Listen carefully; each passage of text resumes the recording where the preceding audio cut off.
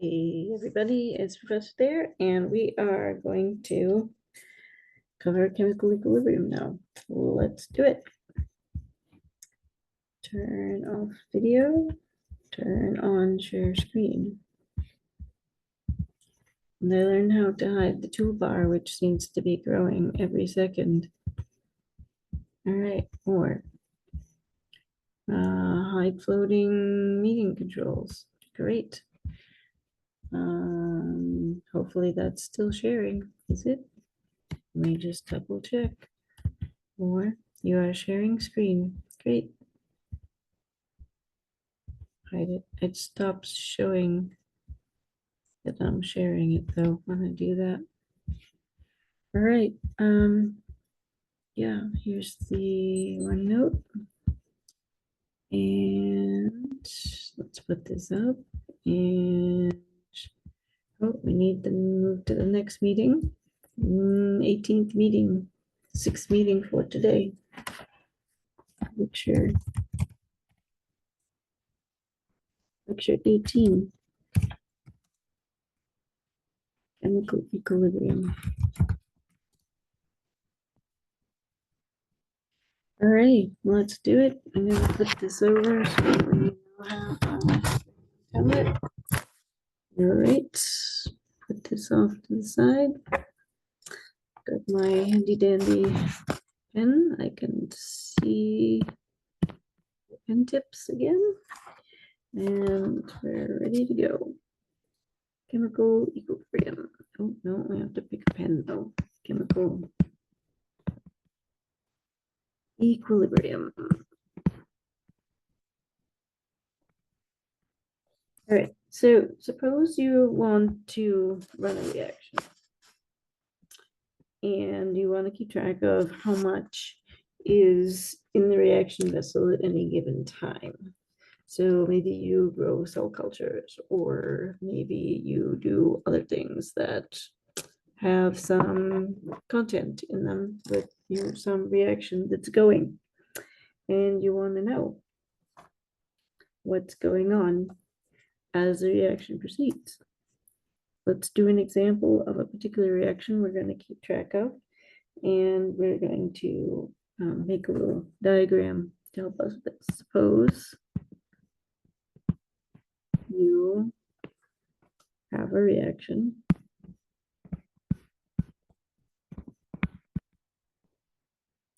with this balanced equation.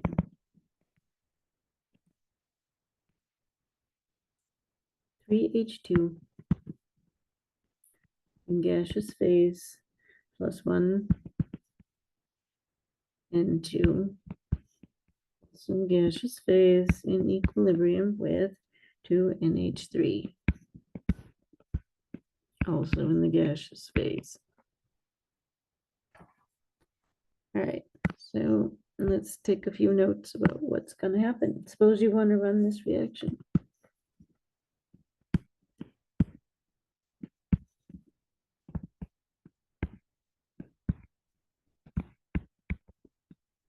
Okay, you would start with some amount of reactants, which may have something in excess and something which is limiting, i.e. not 3 moles. This is the balanced one. And 1 mole, or some multiple ratio. You would start without any products, obviously. So let's just write these things down because these are our conditions. You would start with some amount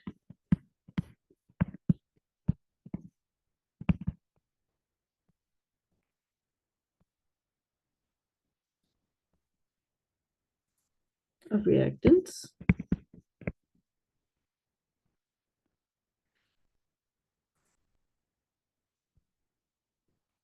Which could have something in excess and something which is limiting.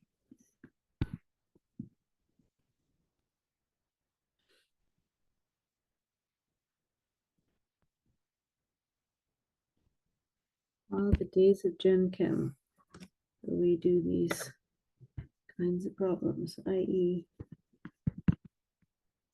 not 3 moles of H2 and 1 mole N2, which is from the balance equation, or some multiple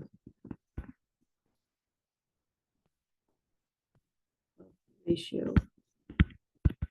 Right, so what we're saying is if you have the balanced equation,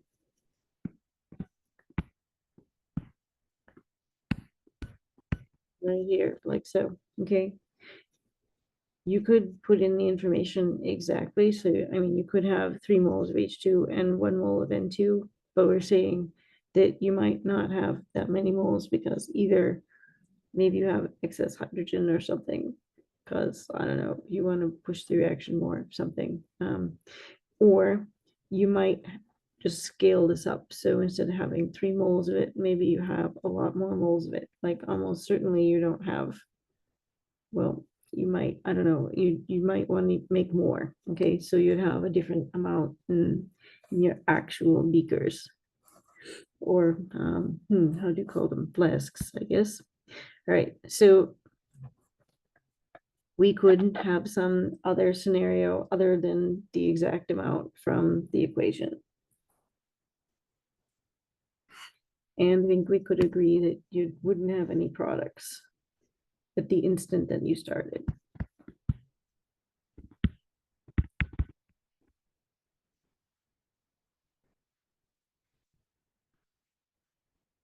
All right. So let's say that it's going to be 6 moles of H2 and 2 moles of N2, for example. All right, then over time it will react to make the product NH3.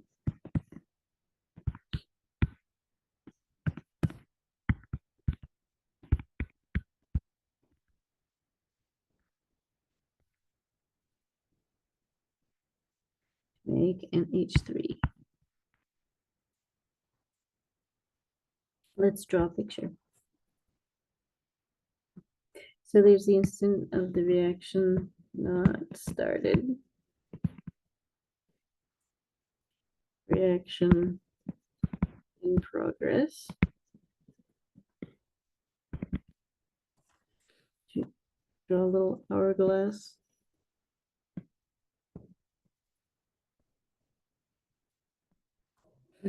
In progress, and reaction at completion. So let's draw the picture. It would look something like this. You'll have a flask. They're gases, so it'll be a flask, and it's gonna have a stopcock on it. So that will be a stopcock here, which is closed. Keep it everything inside. And let's just draw some molecules in here. So since we have 6 moles of H2, I'm going to put 6 H2s in here. And that nitrogen is kind of a green gas. It looks kind of like this color, I think. So we'll do N2, and we got 2 moles of N2. So we'll just put those in there. So let's just make some notes down here about what's happening. We got 6 moles of H2, and we got 2 moles of N2, and we got a product. What do you want for product color? So ammonia. I know my ammonia solutions usually are like light blue, right? Like for cleaning stuff. Let's pick that color. 0 moles of NH3. All right, and this is all in parentheses. And we also have, I'm using one of the colors to write. Okay, so for when the reaction is proceeding, it might look something like this. All right, vessel. Stopcock is closed. So you might have some H2s. So maybe we have 3 H2s left. Right, so this is just some arbitrary depiction of an instant. And we might have 2 NH3. 2 NH3. So these values, of course, would be changing over time. So this is just some snapshot, and these are, of course, mixed. They don't look that entropy driven at the moment, but they are. 3 moles of H2. So in other words, half of that is reacted. We would have 1 mole of N2. And we might have 2 moles of NH3. 2 moles NH3. And that's what's in the box. Well, in the flask. Okay. This, by the way, is t equals 0. This would, by the way, equals t equals 1. This arbitrary times, really. But that's fine. And now we have this one over here. So we need to have the stopcock. Oops.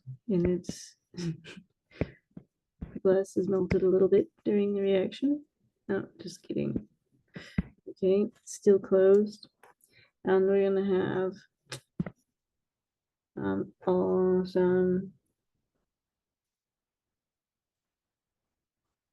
some NH3. So now we've acquired another NH3. So we'll have 2 NH3 and another 2 NH3, just to represent like these 2 NH3s that came over here. So there's 4 of them in there. Great. Okay, so we have 0 moles of H2 left.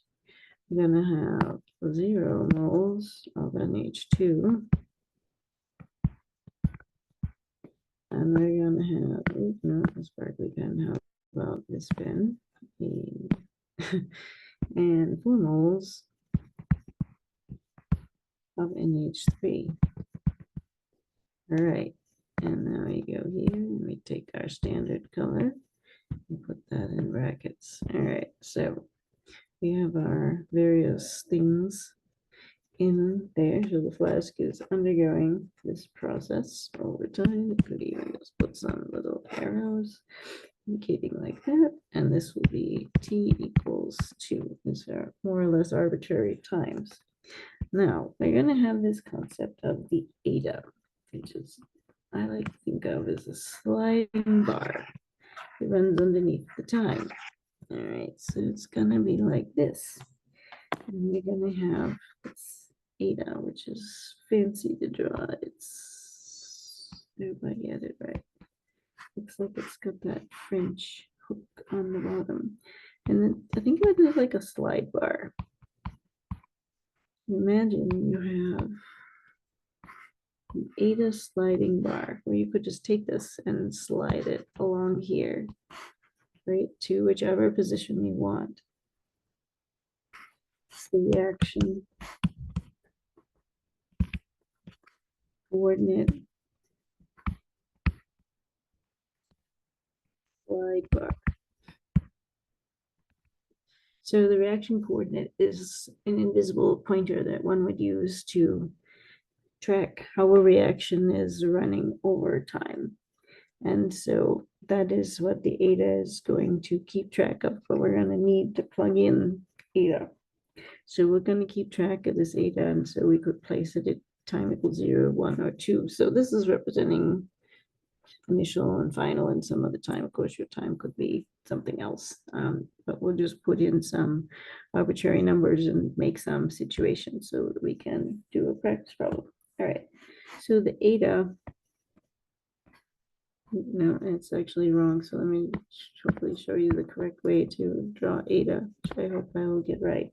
So you do like a little loop at the beginning, and then it gets a little hook on the bottom, kind of like the French C with a hook that sounds like an S. Sorry, I don't speak French, but I do recognize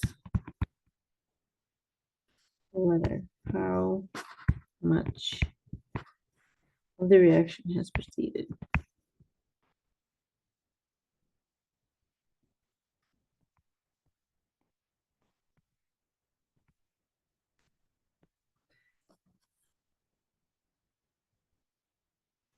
In the end,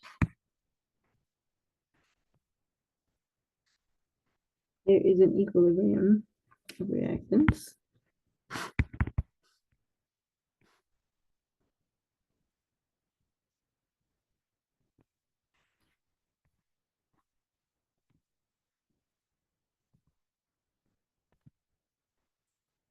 And products.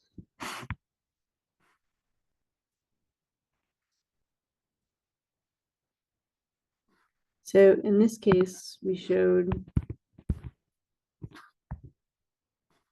the reaction that goes to completion.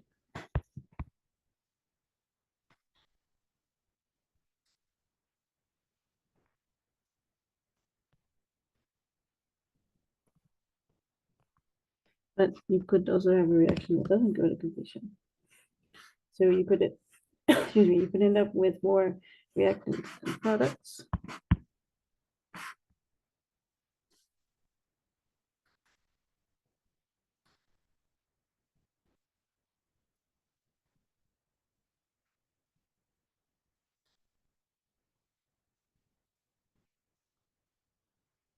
You could end up with more products than reactants.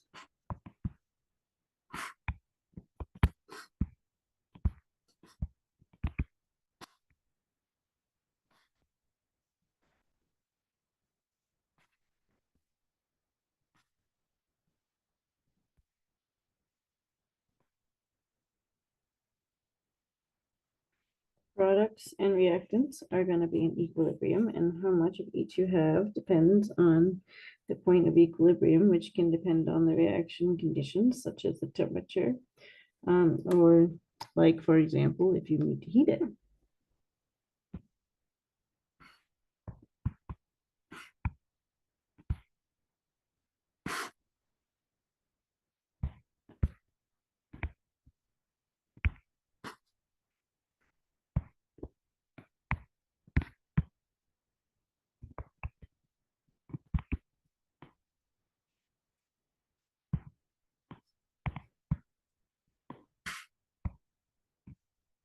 And how much of each you have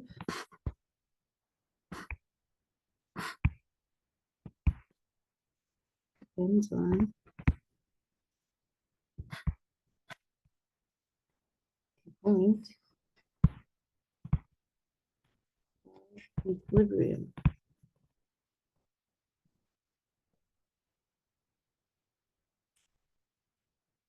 This can depend on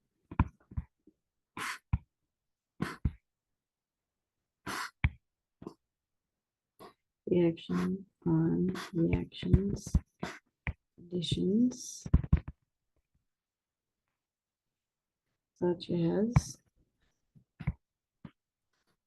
temperature. If you heat it,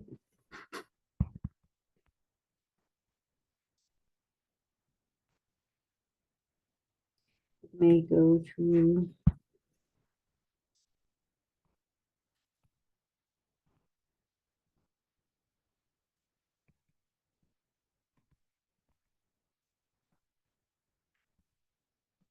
Charlie's principle.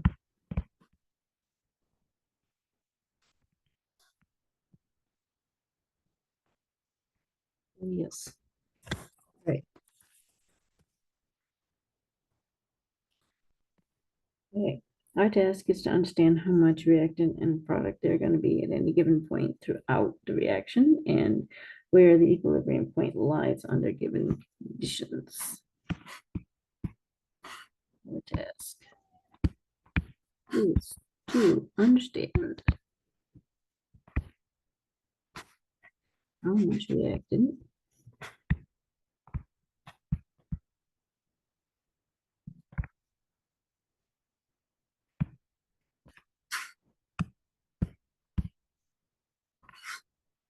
there are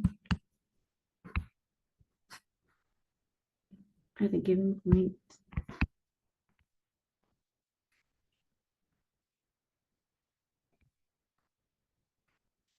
throughout the reaction.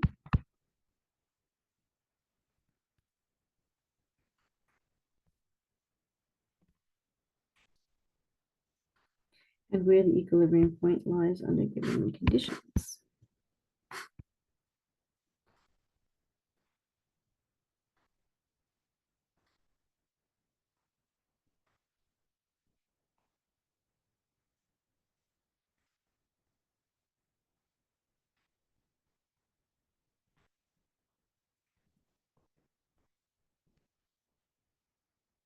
How can we do this? How do we know to what extent the reaction will proceed?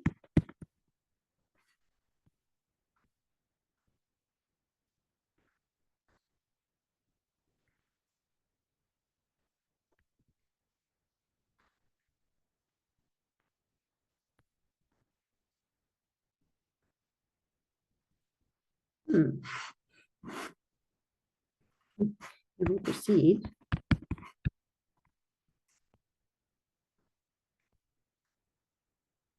delta gives free energy is at the minimum.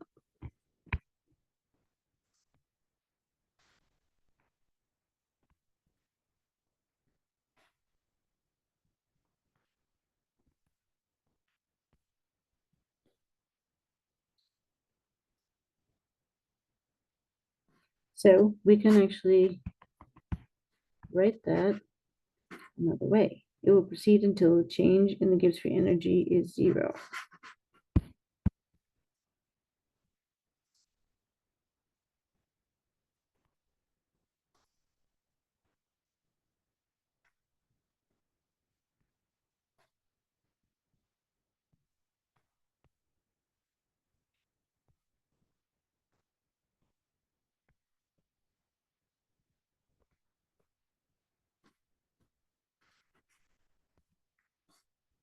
It's useful because this is a quantitative thing that we can actually keep track of. So delta G equals 0, right? No change in the Gibbs free energy.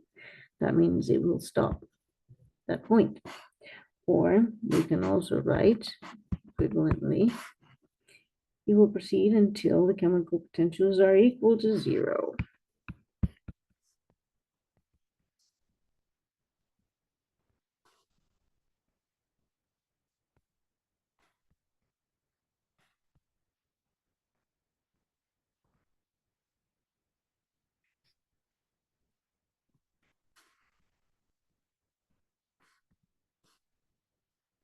Right, this should be a really familiar one because remember we talked about the interchange between the phases, right? Liquid and gas. So the molecules will go up into the gas, and if some go up there, then the chemical potential becomes non-zero, and there'll be a push to put some back into solution, and there'll be an equilibrium. So when the chemical potential stops, that is when there's no pushing left, then it will also stop going. That's another way to look at it, which will happen when the Gibbs free energy is 0, which is when the Gibbs free energy is at a minimum.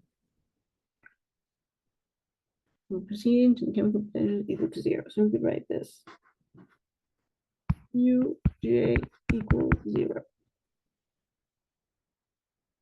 All right, those would be the conditions, which might be helpful for our next steps for when we want to write some equations. Consider a generalized balance equation for gas phase reaction.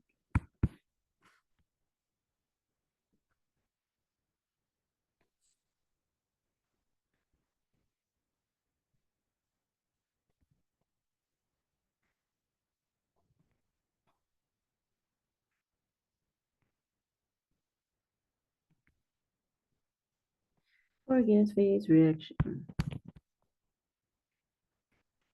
E sub A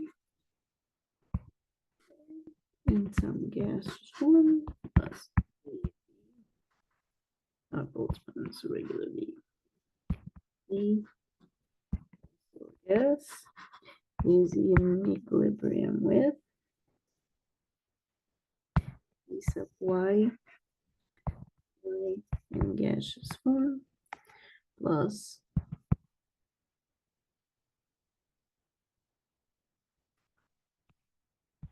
E in gaseous state. All right. So we have some things to annotate here. So A and B are the reactant gases.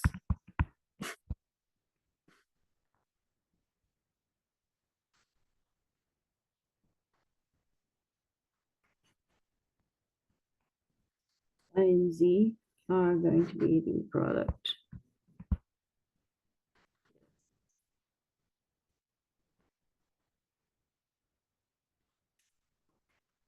And the V sub J's are the molar coefficients.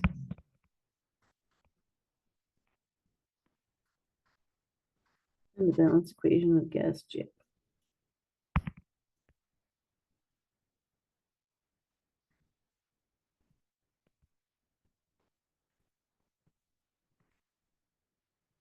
All right. So the number of moles of reactants and products at some extent of reaction, eta, which is at some time point, is going to be given by the next equation. That's what we're going to write out next. Okay, so this is going to be quite useful. The number of moles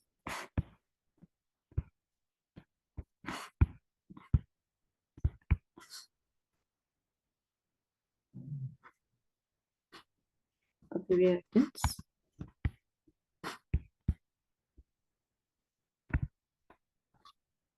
and products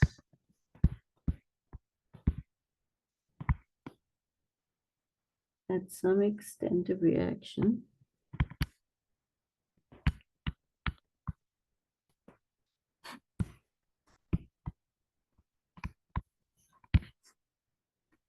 eta. So remember, eta is that slider. Means at a time point is given by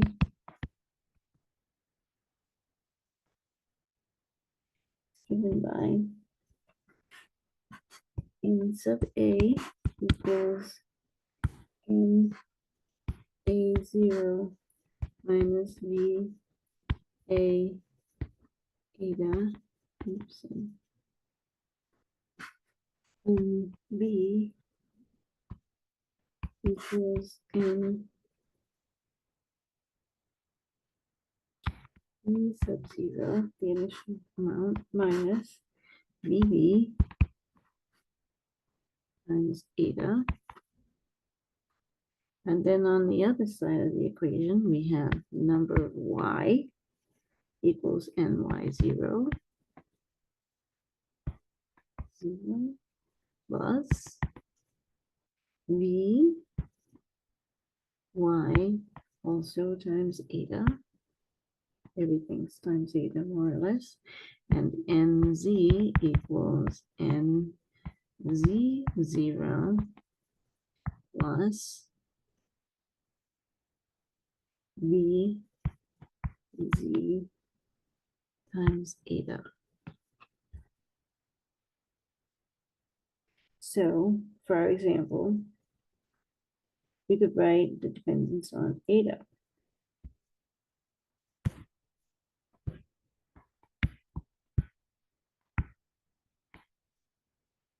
For Na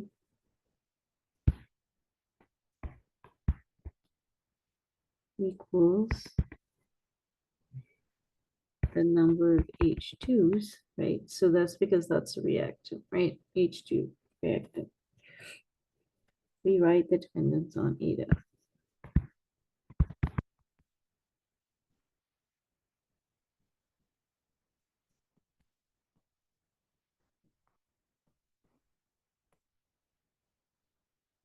general.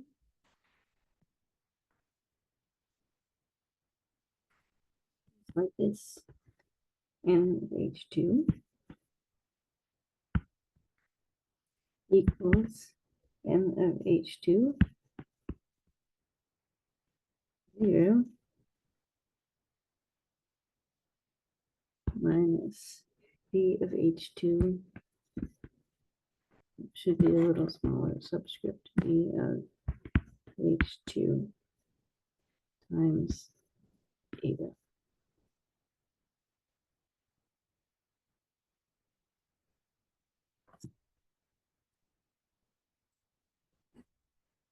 N of H2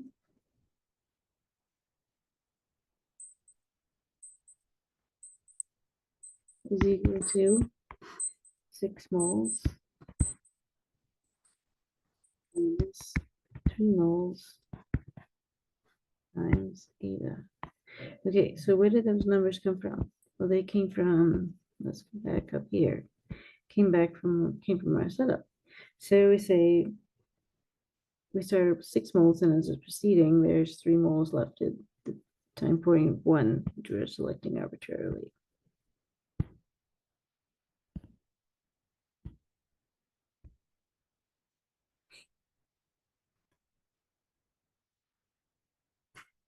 We could compute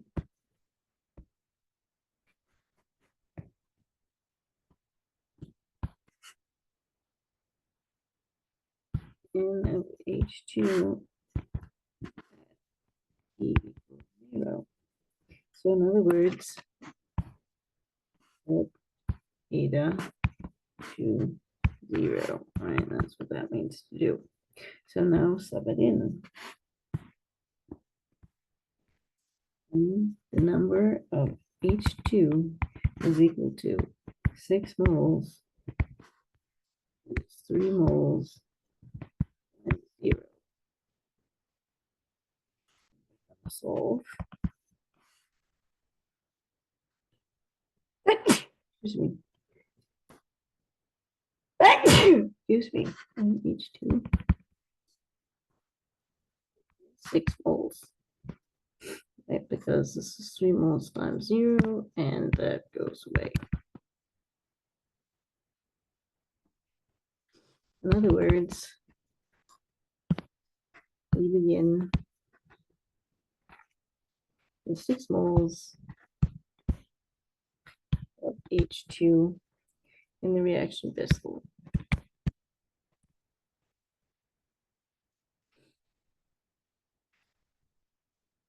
For any reaction, reaction reaction starts.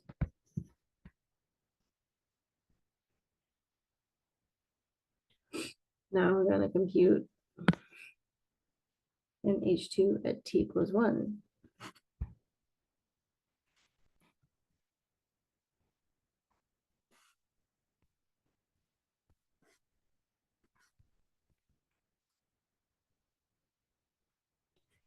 These are arbitrary units.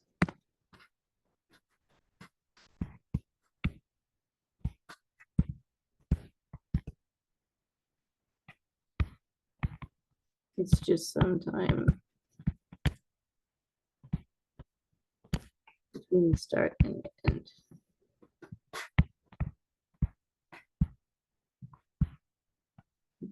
Right, that's really all this is meaning.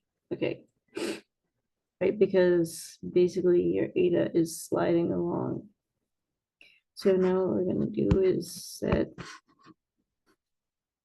eta equals 1. And then we sub in.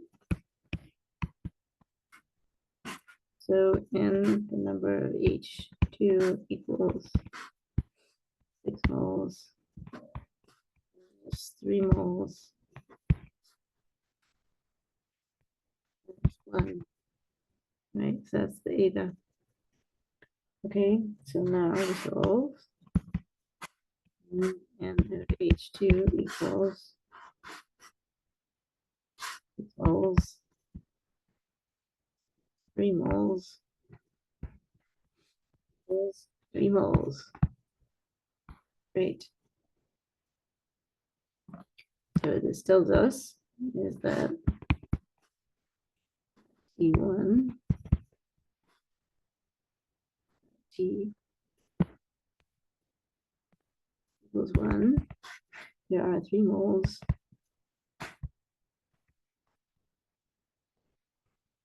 H2 in the reaction vessel.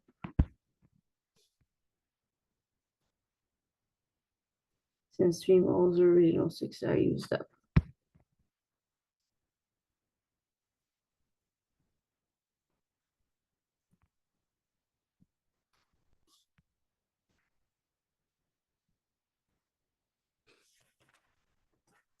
All right.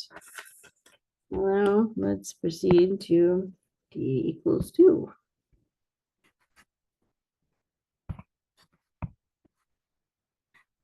D equals 2, not temperature, time. Compute how much H2 in the reaction vessel.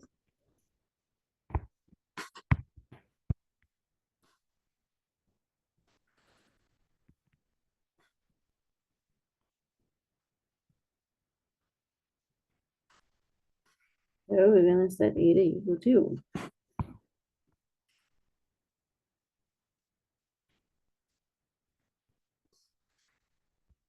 So we got amount of H2 equals 6 moles of H2, oops, minus 3 moles, no, and leave enough space for everything, minus 3 moles of H2 times 2, because now eta is 2.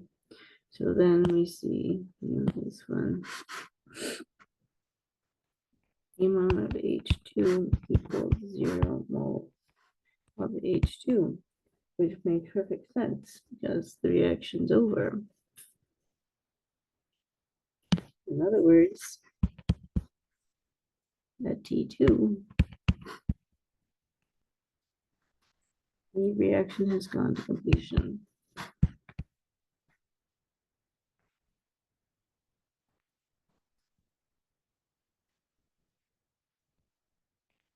Which makes perfect sense. Now, we could write the Gibbs free energy.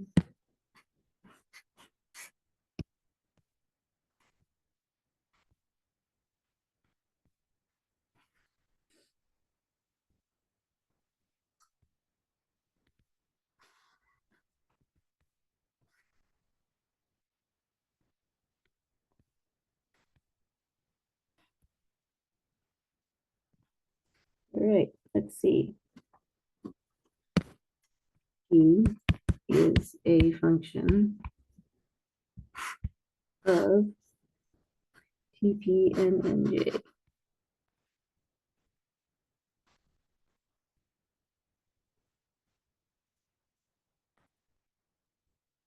So G equals G of T, P, and A, and B, and oops, N, Y, not New York, and N, Z. Okay. Gibbs free energy is a function of all of these things. dg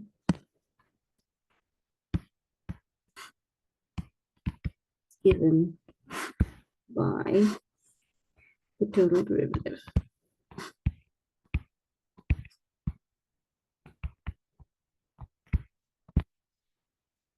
Alrighty, so now we're gonna have to write it all out. dg equals the partials. dg over dt of p and j being constant, dt takes care of the first term. Now we're going to move to the next term, dg dp, holding temperature and nj constant. dp, right? dg dp, right? dp, right? Plus dg over d n a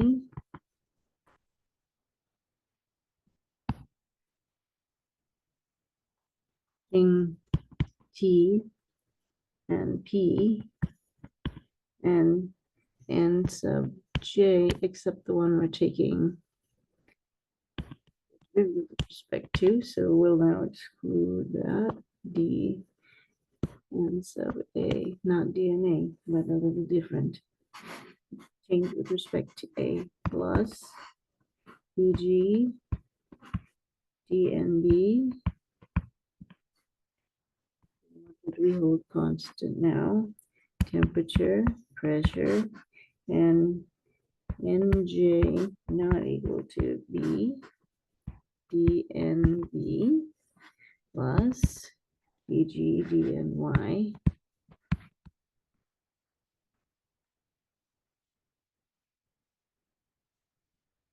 for t, p, and nj not equal to y, d, n, y plus, and guess the last term, dg over dnz with t, p, and nj not equal to z. Phew, that's all the terms. So there's 1, 2, 3, 4, 6 terms, right? 4 reactants and products, temperature, and the pressure. And that's the partial derivative. What if you had a different number of like reactants and products? Like maybe you only had one product. You wouldn't have all these terms. And in fact, we actually have that situation in ours. We could also write this in terms of chemical potential.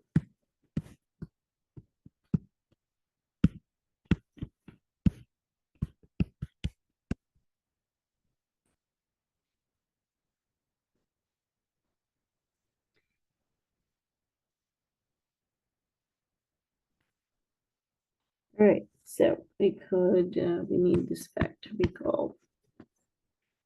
Chemical potential of A equals dg over d n sub a with p and j not equal to a. This is the chemical potential definition.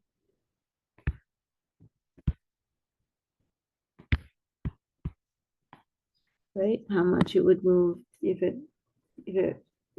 all the other things were constant. So we could write it like this. Look at that. That looks kind of like we could substitute that in for all these complicated DGs. Look at that. It is, we could substitute that in. All right, let's do it. DG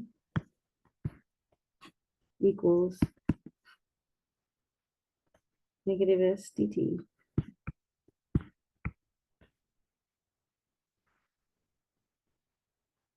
plus V dP plus the chemical potential of A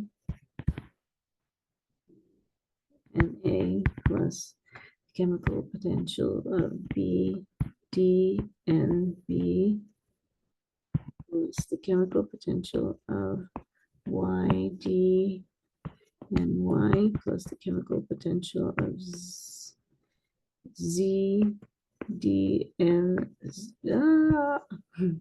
D, and Z. Let me erase a little bit. I made kind of a mess of that. I hit the scroll bar. D, N, Z, chemical potential of C, D, N, Z. Sorry, it's a little too big. There we go. It's fit in there now. I can scroll my page to make more space. All right. So there it is in terms of the chemical potential. But if, here come our thermodynamic stuff, if it's carried out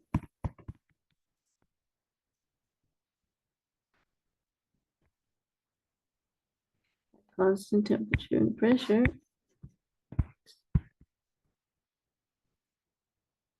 then dP minus dt equals 0. So in other words, dg equals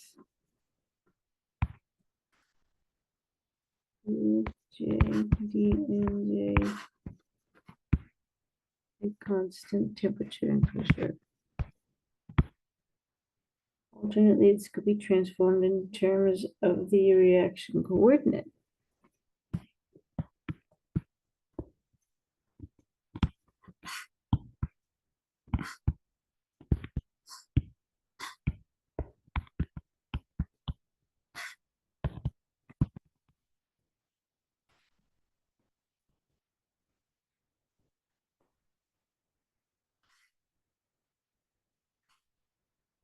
dg over d eta of t and p equals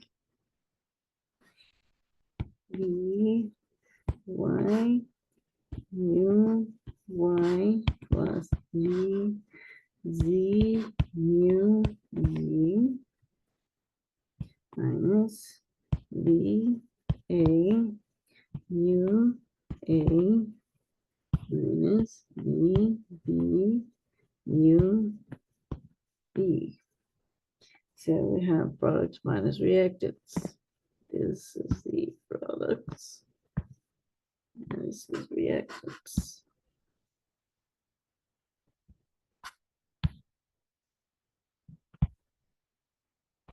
So it might be useful to look back on this a little bit. I think we defined these B's up above. Let's make sure. Here they are. It's from the generalized balance equation for the gas phase, right? Reaction.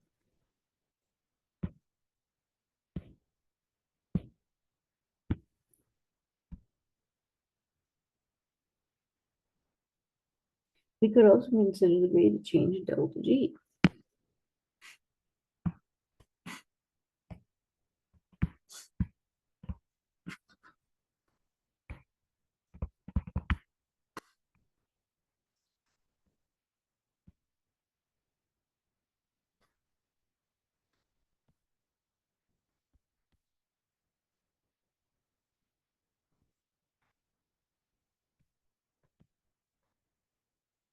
Right, so it'll be going down to 0, but what's the rate of change of that? That's the slope of that.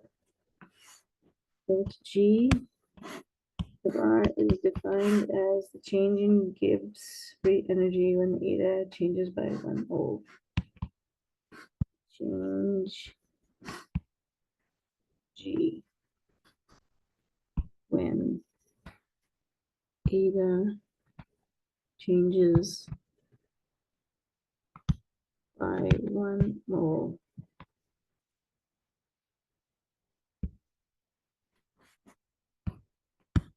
Delta G the reaction equals delta G at standard temperature and pressure plus R T ln look what came back. Partition function. Okay, this is at standard state, and the partition function is back.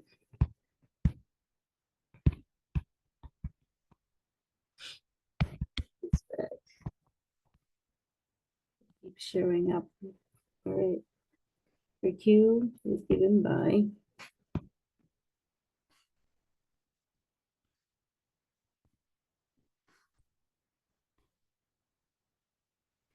partition function.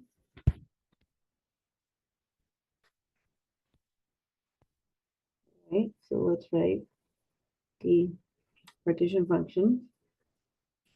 So Q will be equal to, okay, the products over the reactants. It's going to be Py P0 Py times Pz P0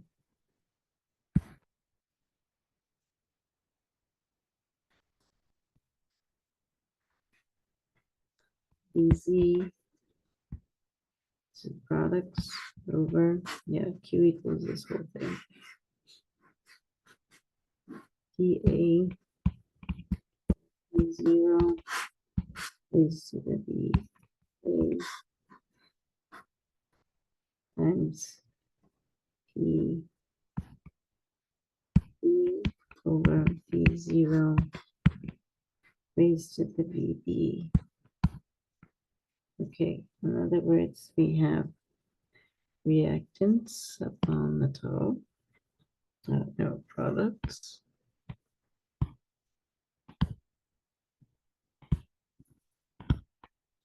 And we have reactants in the denominator.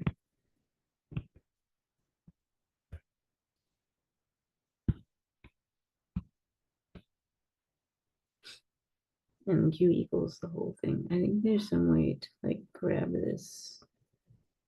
I don't actually know what it is, but anyways, the Q equals, it's like this, Q equals this down here. Here we could even just fix it. Do it like this.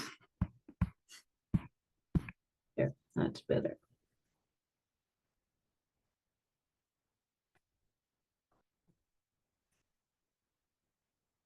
Notice something here. Does this bring to mind anything from Gen Chem? Similarity to how to write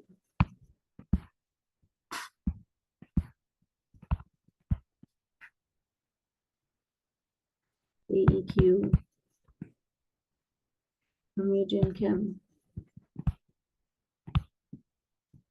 This is where it comes from. Use pressure instead. Okay. By the way, all the P's here mean pressure. We're talking about gases, right? Use pressure instead. And raise to the power of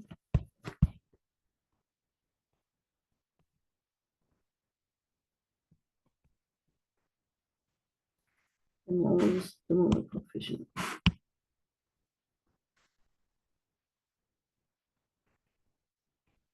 Right. These things all up here, these are the molar coefficients.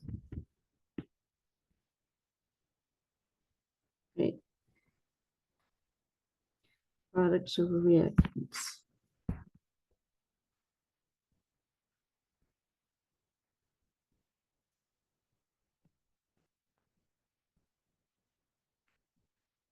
Right, that's how we wrote it. This is very similar to stuff you did in Gen Chem.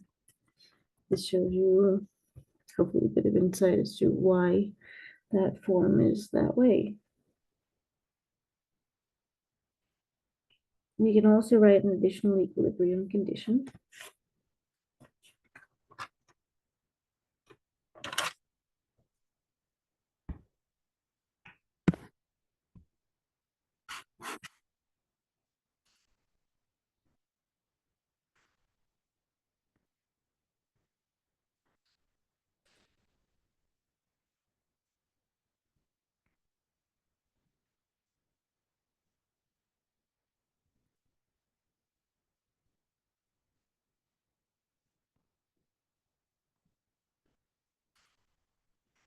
We can write this G over D eta of TNP equals delta G R of the reaction equals 0. The Gibbs free energy change in Gibbs free energy with respect to the reaction coordinate is 0.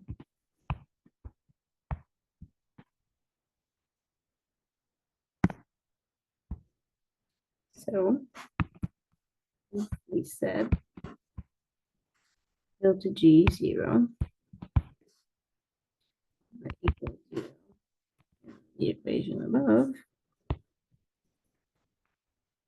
and recognize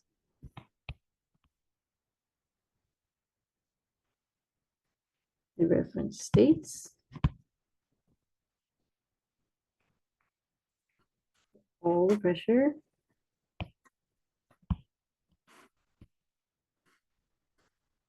are with respect to 1 bar.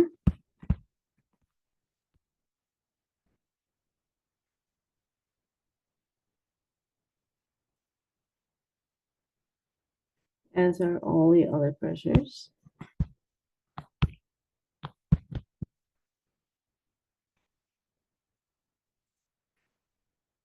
In other words, 0 equals 1 bar. All of them. We have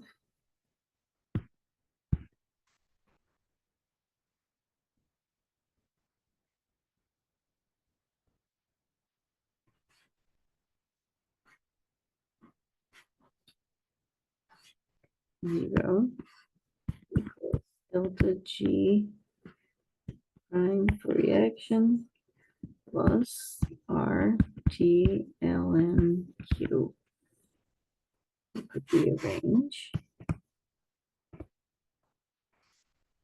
Get delta G 0 for the reaction equals negative RT ln Q.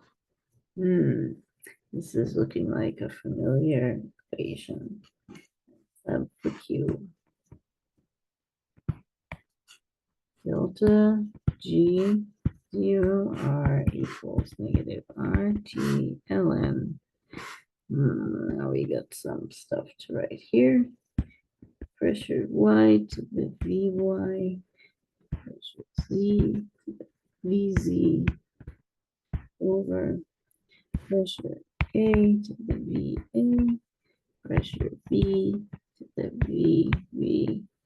All right, and this is an equilibrium. Now, sub in KBT delta G0 R negative RT ln UVT.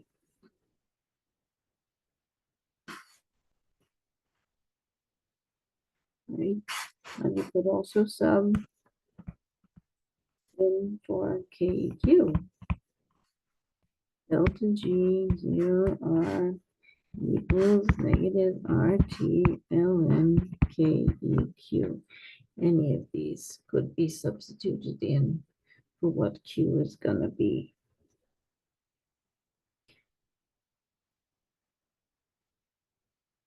Very nice equations. And this one. All right, so that's an important result. Substituting, we will see this equation again.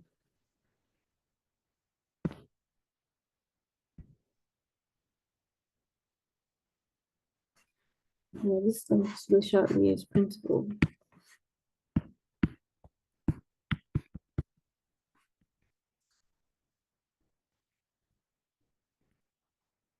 Of chemical equilibrium.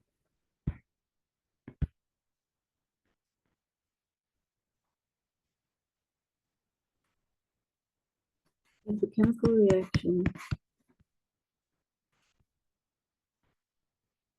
at equilibrium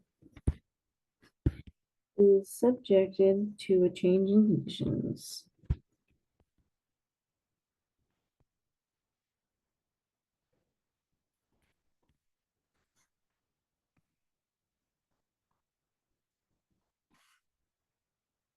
displaced from equilibrium.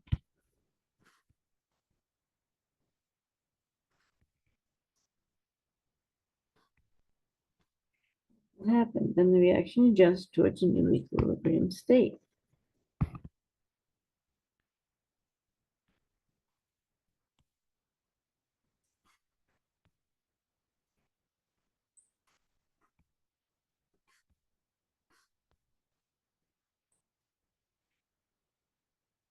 In other words, just what we learned in Gen Chem, the reaction proceeds to offset a change in the conditions.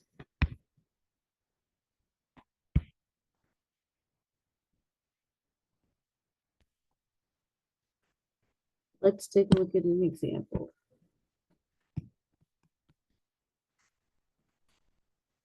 PCl5 of the gas interacts with PCl3 gas, Cl2 gas. All right, suppose there's an increase in pressure.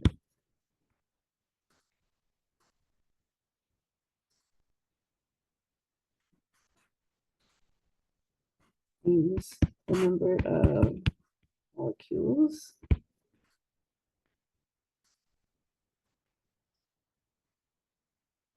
excuse me, number of molecules means an increase in the amount of pressure. So keep in mind, because when reactions are happening, the number of actual molecules could actually change. And if we presume that they're point masses and the size doesn't matter, the number of particles would be changing. I mean, the number of particles will change anyways, but you assume they're point masses because they're very far apart, presumably. It's ideal. And normally we don't have the number of particles changing, but because the reactants and products may have different number of particles, right? So like here we have one PCl5, so there's one gas point, and this has two gas points on the other side of the equation. That means that the number of gas particles is going to increase, so the pressure would increase as we moved over to having two gas points, although the number of atoms is the same. So yes, the number of atoms is the same, but the number of molecules is not. And so they're each a point mass. There's more point masses on the right than there are on the left, which causes the pressure to increase. That's what's happening here. Of course, ideal conditions. So to offset the increase in pressure, we need to do something. We need to decrease the pressure by decreasing the number of molecules.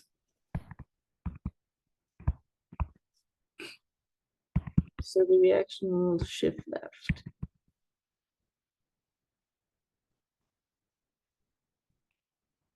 Right, because it's got too much pressure, because now there's too many things, so it's not going to go as much. So it will shift left to prefer having fewer molecules. So PCl5 will now be favored. Let's check with an experimental curve.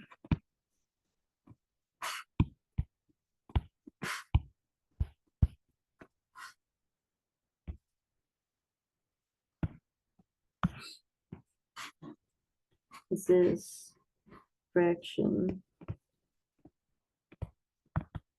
of PCl5 that is dissociated at equilibrium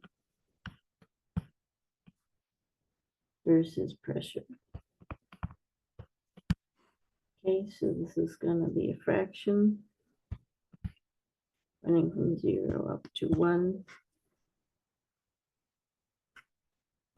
Yeah, in other words, this is just eta. Actually, I think what I'm gonna do is just move this over here so I have a little more room to write.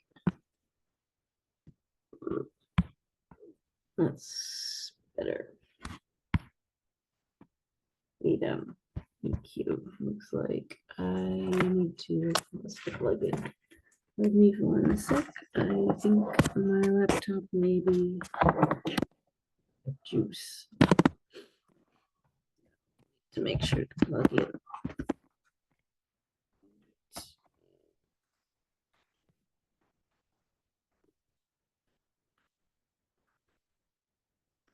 Plug it in. All right, there we go. Yeah, that looks more happy now. All right, eta EQ. Right, so this is the fraction of reaction. Here's 100% reacted, and here's not reacted, and here's pressure in bar. I'll give something like that. Real experiment, right? It's a schematic, obviously. Fewer PCl5 are dissociated.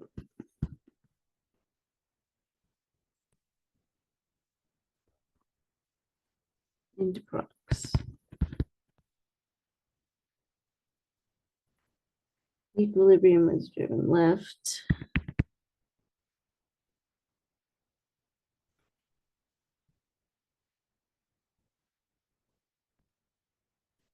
As we predicted.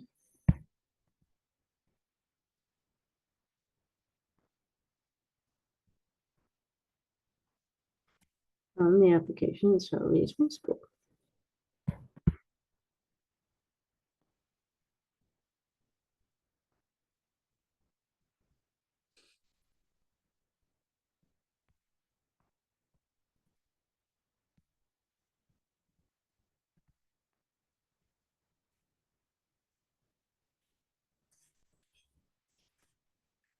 So let's just take a look at what's happening here. So when equilibrium, when the eta is high, the pressure is very high, and when the eta is, the reaction is less completed, the eta will be, the pressure will be lower. That's exactly what we saw in the setup.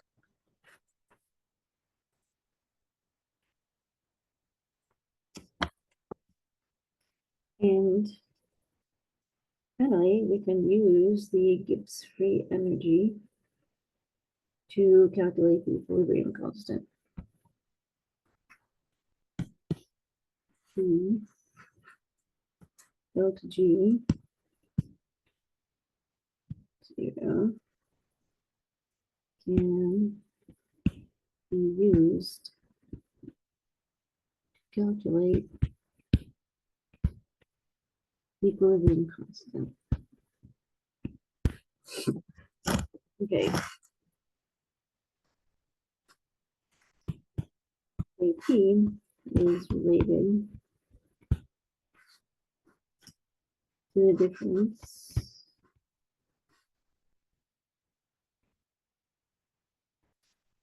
between the standard chemical potentials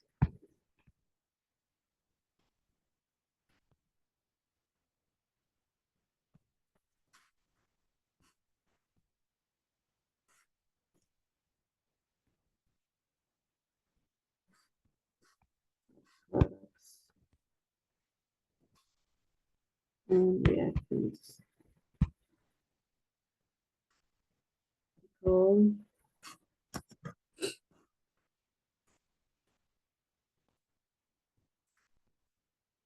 and the log, the natural length of the B is not start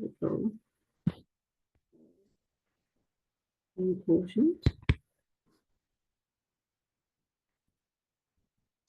is equal to the ln of the difference by, yeah, log of logs is equal to the ln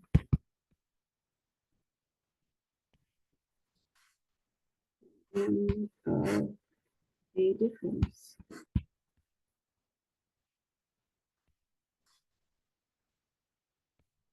By law of logs.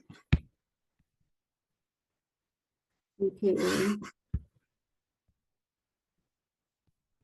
P proportional to ln products over the sum of the potentials of the reactants equals ln the sum of the products minus ln the sum of the reactants.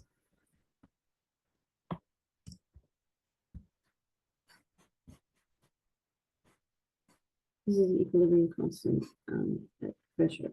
Okay, nice. The chemical potential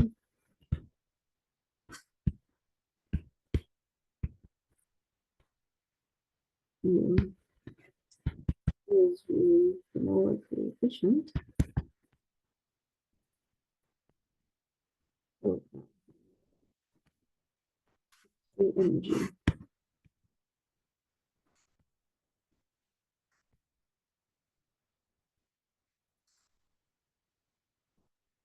Visual chemical potential equals dg over dm, right? Or TP definition.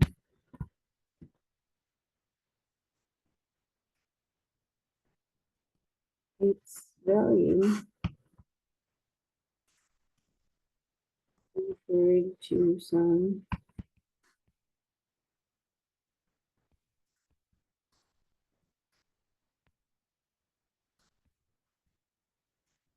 zero of energy, such as that used for delta H.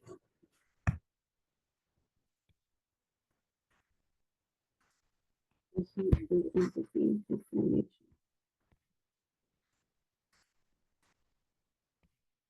Let's just define that. This is the energy heat involved when one molar substrate is formed directly from its constituent elements. You probably can use this one from Benchem. That's heat involved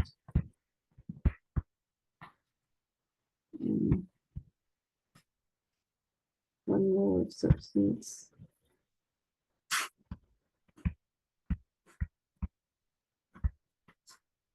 is formed directly from its constituent elements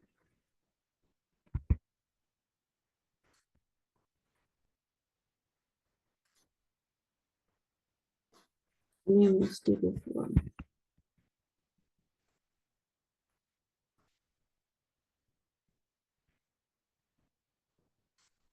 At one bar and temperature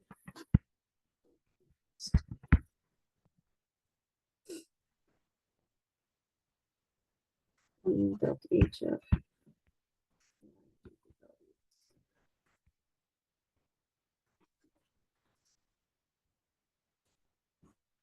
And then also delta S table values. We'll be able for these items. We use delta G equals delta H minus T delta S and subbing the values. Bunch of to a table. Get delta G at desired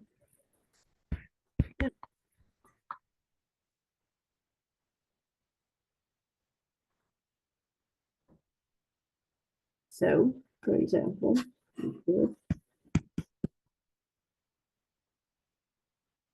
could do some calculations here. Using, all right, we'll provide you with some table values.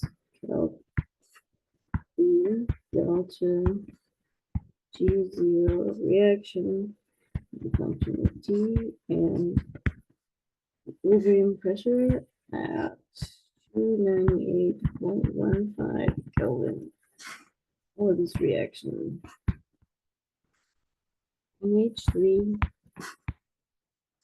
in equilibrium, we have H2 gas plus N2 gas. Oh, it's reverse of the reaction we started with today. Delta G of our reaction equals the sum of the delta G of the products minus sum of the delta G of the reaction reactants standard state equals have. So H2 is an element, so 0 kJ per mole.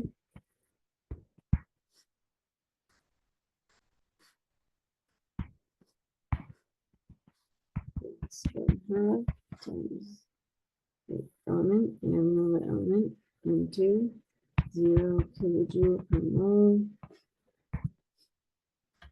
That's the reactants minus the products. Let's start the products. Negative 16.367. This is a table value. KJ per mole.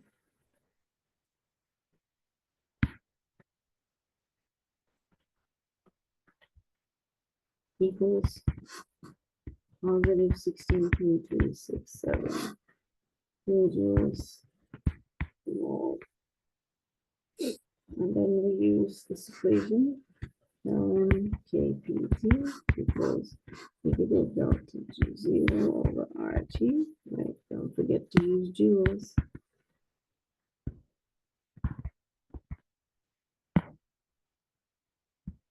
Equals negative 16.367 kilojoule per mole. 1,000 joule for 1 kilojoule for conversion factor over R, which is 8.31415 joules per mole. Kelvin, 298.15.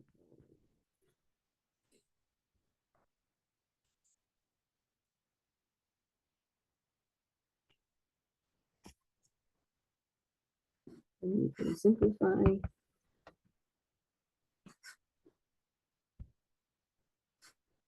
Ln kpt equals, so you sub all that in your calculator, 6.2, and then do e to the x,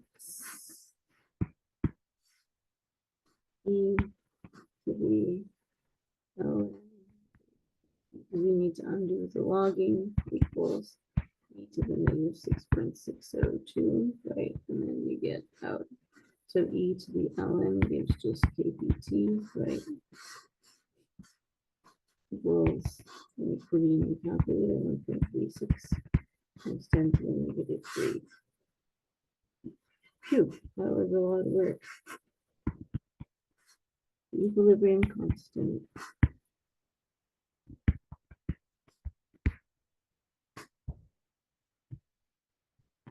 equals 1.36 times 10 to the minus 3 at 298.15. All right, there we are, just about right on time. So let's just take a look at what we have done today. We covered quite a bit. Started off by looking at chemical equilibria. We started off with a model of gases. So here we had some hydrogen and nitrogen reacting to make NH3. And we talked about this slider eta to tell us how much of the reaction proceeded. So this is also in terms of delta G, right? When will it stop? So it will stop when the Gibbs free energy is 0 or when the chemical potential is 0. And we also can write the balance equation for the gas phase reaction, which we're going to use for several things. So we wrote the dependence on eta, making use of, here I can use the pointer, making use of the information we had up above. Right? So we have the Gibbs free energy, we have the generalized balance equation, and we're able to use this information and also this eta, which is telling us about the reaction proceeding in order to compute this. And then we went ahead and actually computed this at time equals 1, time equals 2, and time equals 0, which should have been the first one we calculated, to watch the evolution of the system that we had. So then we go to Gibbs free energy, and we realize the Gibbs free energy is going to be a function of all of these things, including each of the gas particles. So we needed to write out the partial equation for that, and then we were able to write this out in terms of the chemical potential. We could also, which gave us this as the equation right here. We also realized that it could be carried out at constant temperature and pressure, and then dP minus dt equals 0, which simplifies things considerably. But it could also be written in terms of the reaction coordinate, which made use of our chemical potentials from above. This is the Gibbs free energy with respect to eta. Has to do with the chemical potentials. We could also consider the rate of change of delta G, which we saw here. And this resulted in an equation that is very simple. It's very similar to what we've seen in general chemistry. We could also write an additional equilibrium condition, right? And we started talking about the standard state. And here we have very important equations right here that we have the change in the Gibbs free energy in relation to the pressures. We have it in relation to the equilibrium constant.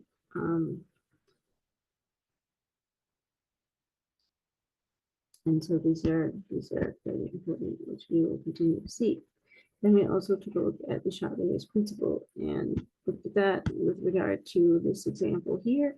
And as it turns out, exactly what we had surmised before, that having the pressure and changing in the number of gas particles would affect the reaction. We are able to see that. Here's our eta, and here is the curve that is showing exactly that relationship, which makes perfect sense with the Chatelier's principle. We are also able to calculate the equilibrium constants. This is really quite nice to be able to calculate that. So we worked through the derivation of this, and then we took a look at the Gibbs free energy and making use of the delta H, and we worked out how we can solve this, and we put that to practice right down here so that we could calculate the Gibbs free energy, and we can also now calculate the equilibrium constant from what we learned how to do today. Alrighty, well then, that was an action-packed day. Right, so since I've now hidden my controls, I have no controls. So let us now stop sharing the screen, and thanks so much for joining us today. I hope you have enjoyed PChem Marathon. This is our 6th recording of the day today. As you can see, it's pretty late out, and I am definitely looking forward to dinner. Hope you enjoyed learning about the equilibrium of the gas phases today. Hopefully this is something that's helpful to you, and we look forward to seeing you learn more PChem next time. Thanks so much, and see you later. Bye-bye.